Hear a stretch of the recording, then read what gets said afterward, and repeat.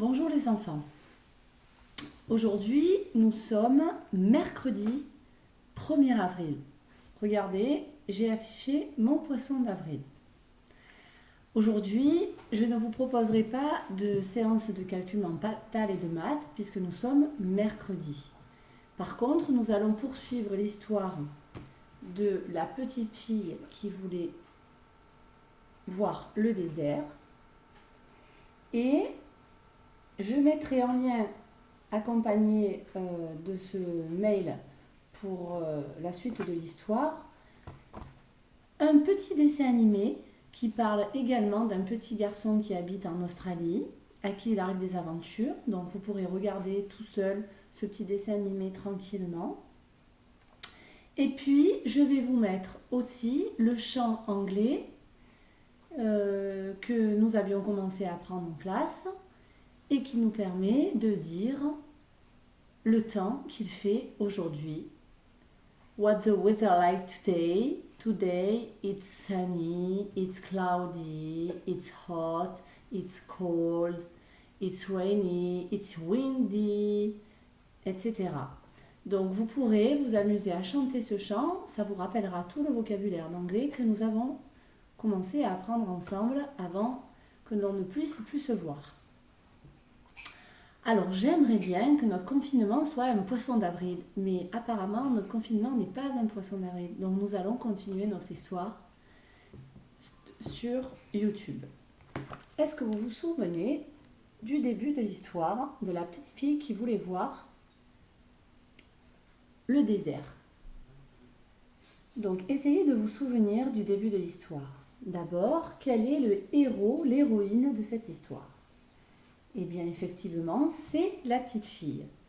Est-ce que vous vous souvenez comment elle s'appelle? Il faut essayer de s'en souvenir.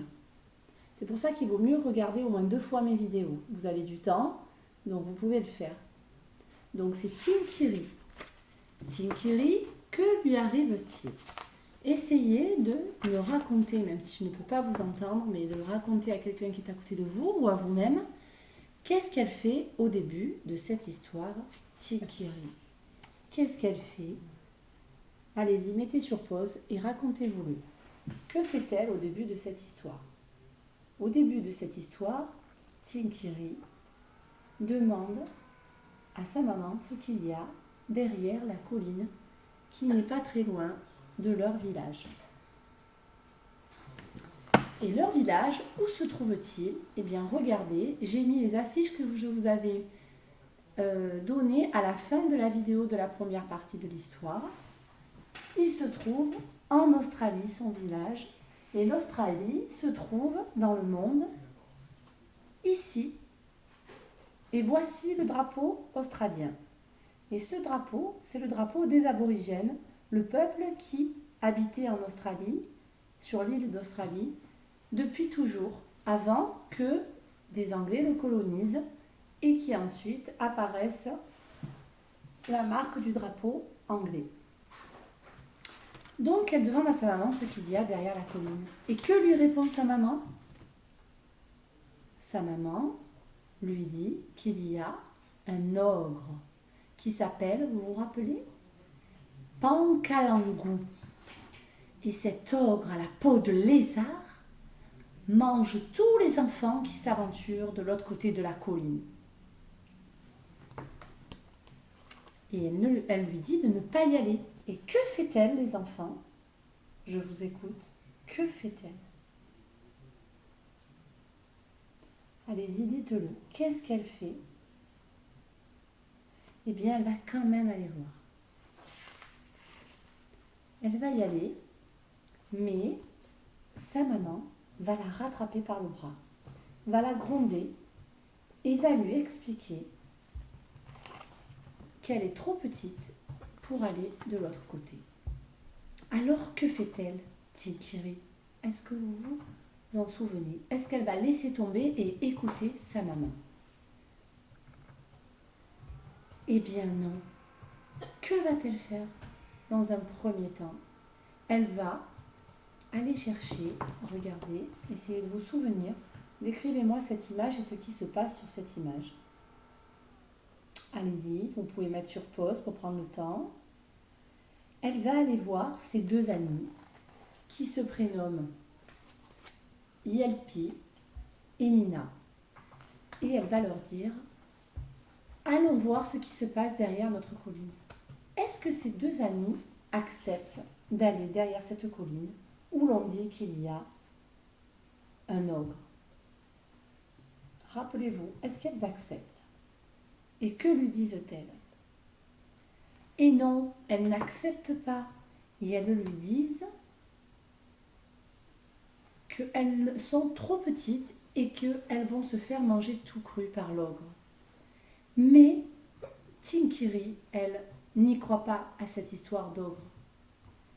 Et elle leur dit que c'est des histoires pour les enfants, pour faire peur aux enfants. Alors, elle décide d'y aller toute seule. À ton avis, a-t-elle raison que cette histoire d'ogre est inventée pour faire peur aux enfants? A-t-elle raison? Et qu'y a-t-il derrière cette montagne? Pourquoi a-t-on dit qu'il y avait un ogre? Va-t-elle y aller? Elle décide d'y aller toute seule. Aujourd'hui, je te raconte la fin de l'histoire. Essaie de répondre à toutes ces questions en mettant sur pause.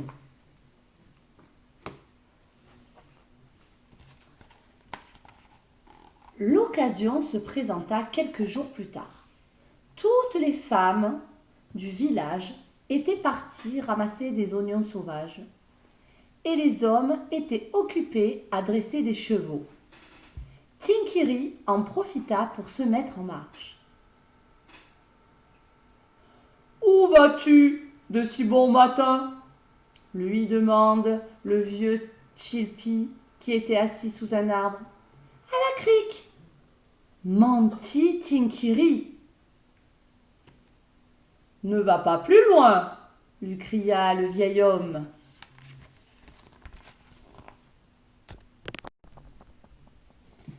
Tinkiri avait maintenant dépassé la crique et se trouvait face à la colline.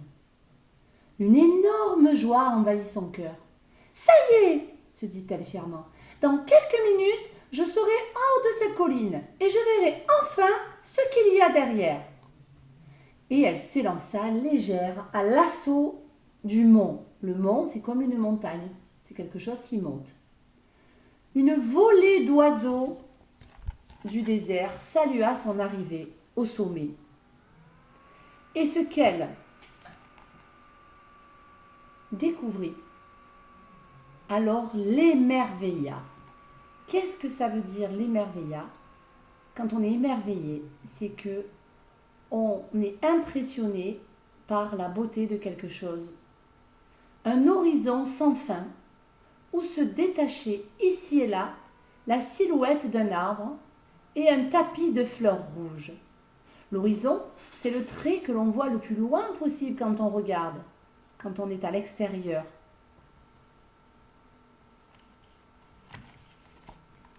Elle s'assit et regarda longtemps ce paysage extraordinaire.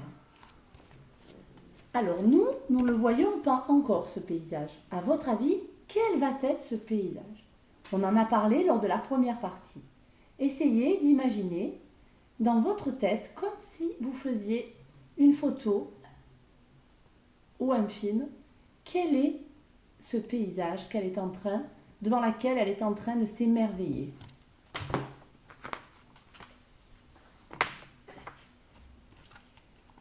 Eh bien, c'est certainement le désert. Le silence fut soudain interrompu par un bruit étrange qui venait du ventre de Tinkiri.